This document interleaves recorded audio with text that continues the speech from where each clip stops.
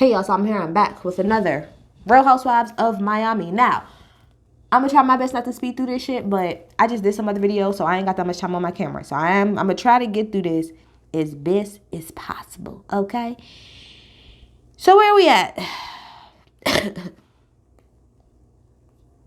Where we at, y'all? Where we at? Okay. So to just bring up some stuff that happened, I think what is that, episode 4? Yeah. That I didn't talk about because I didn't do the review on it. Few things. Number one,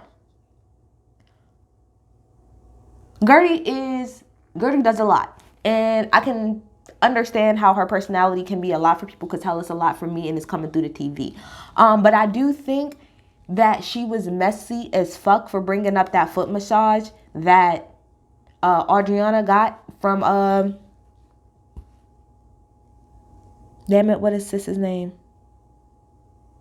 I can't think of her name right now, but cause like I'm really blanking the fuck out. But you was being messy as hell for bringing that up because that wasn't your place. You didn't need to. You not fucking on Martina, are you? So why does it matter to you? And you're not fucking on Adriana, so I don't understand why it matters to you. But also Adriana, episode 4 came off very much so like a hater. It seemed like to me that you was mad because your friend or whatever, damn it, why can't I think of her name? It's like driving me up the fucking wall. What is her name? Bruh, I'm gonna lose my shit. I can't right now. I can't think. But anyway, you was mad because pretty much your friend asked Gertie to help her and not you. And that's what you was pretty much mad about, and you was being a hater the whole episode and it was pissing me off. And in general, Martina, instead of trying to check Adriana, you need to check your bitch, and that's just that on that. Let's move on. It's top of the episode. So Martina comes out, come into top. Babe, hold on, because I'm really gonna snap. How do I know the wife's name? How do I know the wife's name, but I don't know? Hold on. Give me a second, y'all. Julia. There we go. Julia. Thank God. How do I know her name, but not? It's crazy. Anyway. So Julia's outside milking a goat, and Martina pretty much comes out there, and in all reality, she's pissed about the whole foot massage thing. She was like, I just want to understand what led to that, because you haven't given me a foot massage in God knows how many years, or if you've ever given me one. So what was that whole thing about? And Julia's just playing it off like, I don't know, but Julia's she's a whole pimp, a whole G, because she got that off without getting in trouble. And I don't understand how, but she's a real G for that. I did notice though that like Julia, she kept like kind of hyping Adriana up, and Martina's on the side, but like comparing herself to a degree. So she was like, you know, Adriana, she's like real cat-like it. She's so sexy and she has all of these big titties. And Martina was like, okay, well, I don't have big titties. Well, I'm not that. Well, I'm not this. And I'm just like, this whole situation is awkward. Moving on. Then we go over to Gertie. Gertie is out to eat with her husband. I love her husband. He's super. Before she even said it out her mouth, I was like, I love his energy. He's super laid back. He's like the complete opposite to her. And that's what she said. They really are opposite because she's very. He's very. Makes sense to me. That's normally how it goes. She talked about how her brother and his kids died in a Haiti earthquake. That happened all them years ago. That happened when I was in high school, which is weird because it was my first year taking French class, so that kind of tied into it. But rest in peace to your people. So she said that's why she's so bubbly, and I guess that's what she's trying to explain at the dinner. But I do agree that I feel like that kind of came out of nowhere, like her crying and her bringing that up. I did agree with Adriana, like it just felt like that was coming out of nowhere. But that's just my opinion. Anyway. You know, so she talks about that and why she's so bubbly. Blah, blah, blah, blah, blah. Marisol and Alexia, they do a double date. Alexia, I'm sorry. I know I said Adriana was like my favorite person, but when I really sit and I think about it, Alexia is my favorite fucking person on this cast, and she has been from the very first season. Even the season, I think, which is season 2, that she technically wasn't on because of the car accident that Frankie got into and stuff. I still love her. I don't know why. I love Alexia. She gives me life. She looked so damn good. Like, I really have in my notes, Alexia is bomb as fuck. Like, when she walked into the restaurant, she looked good, body on point here. Beautiful woman, love her. But she did talk about how she was dragging her feet getting married because, you know, if her son's not getting along with her fiance Todd. So then we got Adriana, Larsa, and Kiki. They all meet up at Larsa's house, and they're pretty much getting game from Larsa on how to do an OnlyFans. Larsa said, Kiki, you would be really good at OnlyFans because, like, her Instagram is amazing, and, you know, Kiki's a beautiful, beautiful, beautiful woman. And she was like, but Adriana, because Adriana was like, oh, I'm gonna start charging like $20 or $40 or something like that for like feet pictures. And she was like, no, girl, at the bare minimum you can get $5 a picture, and you need to have good captions and all that stuff like that. So she was just running down game. That part was cute. The part where Larsa is full of shit, and maybe this is what you have to tell yourself to make you feel better about the stuff that you do, that's fine. But I think maybe the producers or somebody asked her, like, what do her kids know? What do her kids think? She said, my kids, they don't really know much about OnlyFans. I mean, they just think that it's just like a site where people post, like, you know, bikini pictures and stuff, and it's just really like for adults, but, you know, not that big of a deal. Bullshit, girl. I call bullshit. You really think that your kids, and your kids are teenagers, they're grown enough to know, and one of your sons is about to be in the NBA. One of them, I think, is 17, she said. And then that little girl that she has with her, I think she said is like 13. You think these kids don't know what OnlyFans is? You think they don't see their mama be trending on Twitter because she's busting it wide open for the next rapper? You really, let's not do this, Larsa. Let's not do this. If that's what you have to tell yourself to make yourself feel better, cool. But we all know what it is. These kids are not stupid. If you really think that your children do not know what OnlyFans is, you're dumb. And you're being delusional on purpose. They see what you do, but you their mama, so obviously they're going to love you down. But girl, these kids know what you're doing. Let's cut the shit. Okay? She really made me mad. They don't really know what it's. Yes, the fuck they do. Yes, they do. Cut the shit, girl. So then we got Dr. Nicole, and who is she with? I think she's with her husband. Right?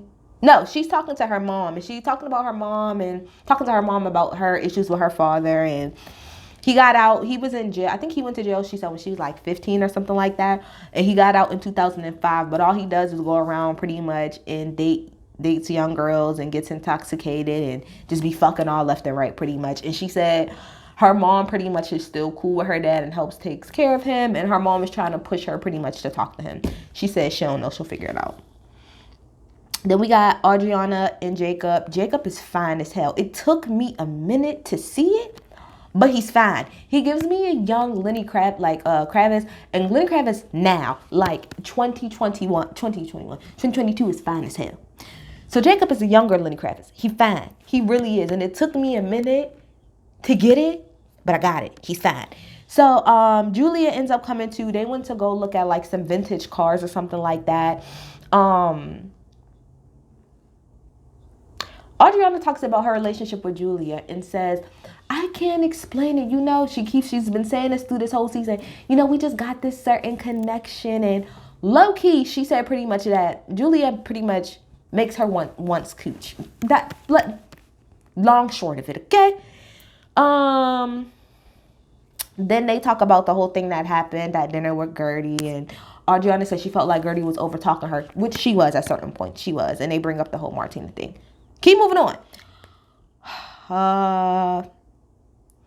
We go to Alexia. I will keep saying this. Alexia's apartment is so fucking fire. I wish Todd told her that he talked to Peter and that they're kind of doing okay. So good for you, Alexia. Good for you. Lisa and Larsa, they go out to eat together, and Lisa talks about wanting to pretty much starting to like work or build a business or do something. She don't want to just sit on her ass anymore. It's about damn time, Lisa. And Larsa pretty much said that another reason her and Scotty didn't work out is because he didn't really support her and she was by herself a whole lot. So we go through that whole thing. Who gives a fuck? I want to get to the good shit. Let's get to the good shit. Is there anything else? Oh, Dr. Nicole and her husband, they're talking, and she's telling him how Adriana's going to come with Martina to drop off the painting that he bought. And they both said, well, Adriana didn't do a good job no, her husband pretty much was like, well, she didn't really do a good job at the gallery. They both pretty much said that, but it's like, okay, you say she didn't do a good job, but your dumbass bought a painting. So I'm confused. Did she do good or did she not? Because she convinced your dumbass to fucking buy a painting. So how bad is she? Okay, got it. Moving on. Let's get to the shit that matter. How much time I got left? All right, we got time to do this. This is what I wanted to get into, y'all. Because I got it line for line, word for word. Let's get to it. Alexia, Peter, Todd, my homeboy Frankie. Okay, because I got feelings about this. Let's get to it, okay? So, Peter comes over. Now, we all know Peter is Alexia's oldest son. Okay, so he comes over, and I guess Todd was like, pretty much like, let's have a little quick conversation. And Alexia and Frankie kind of like walks off to the side, like kind of to the kitchen.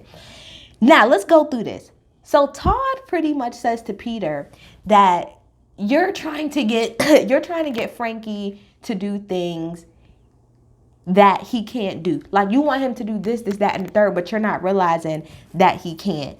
And he was like, so when I seen him passed out on the floor and, people trying to resuscitate him, of course I'm going to get upset. And he was like, do I apologize for what I said and how I said it? No, because I feel like it's justified.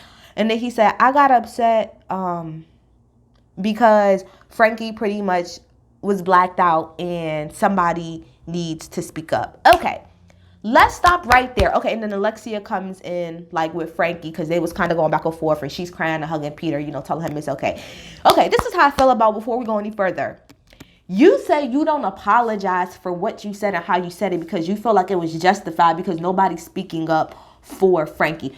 First of all, you don't say that nobody's speaking up, and we're gonna get to that again because his whole mother is right there. So if you think that you give a fuck more about Frankie than his own mama do, you're absolutely fucking wrong. Number two, everything that Alexia said told us as the viewers that you said to Peter has absolutely nothing to do with Frankie being passed the fuck out from smoking. You said to him that he wasn't gonna be shit. You told him that his stepfather left him money, but he didn't do shit with his life and he was gonna be not shit like his father. What does any of that have to do with Frankie being passed out on the floor? So that's why that's a bullshit. Oh, I just said it because nobody's speaking up. Those things have nothing to do with Frankie. You just always felt that way about Peter and you needed a reason to say it. Let's be real, Todd. Let's be real. That's that, right? So then Todd says, I guess to Alexia and Peter, because now Alexia and Frankie have come in the room. And Todd's like, so are you going to get him up? Are you going to get him help? You're talking about it's hard for him to play basketball, but he can smoke a joint though. So he can't play basketball, but he can smoke a joint and that's fine. That's not a good equivalence. That's a false equivalency. Those two things, one is sitting on your ass, one is moving around doing a whole lot. Not a good equivalency. Then Alexia pretty much starts to explain to Todd, it's been a really big adjustment. We went from Frankie being a regular kid, living his normal life, to getting into a horrible accident, and now we have to completely adjust everything. And something that Peter kept saying throughout this whole argument is I'm the one who has to shave my brother and, shave his balls and shave his beard and pretty much wash him and take care of him. And I understand why he kept saying that. Because, don't try to make it seem like I don't do anything for my brother. I do a lot for him. And you think it's easy for me to do all of this shit for my brother? It's not. I got where Peter was coming from. So then Todd was like, you guys haven't done one thing to make it better for Frankie.